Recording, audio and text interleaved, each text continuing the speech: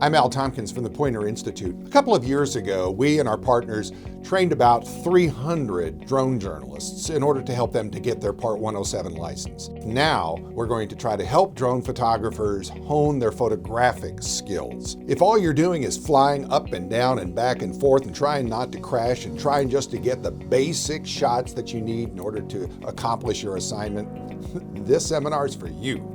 Sometimes we get so caught up in flying high and flying fast and having fanciful moves that we forget why it is we're moving to start with. And there are actual reasons to add movement into your drone photography. One of the things that we'll be doing in this 4-part online series is to help you to think about what movements are useful in what situations, how to use the intelligent flight modes, how to think about composition and exposure, how to think about shutter speed, how to think about the basic movements that your drone is capable of achieving. All of those things are important in still photography and video photography, and they're critically important also in drone photography.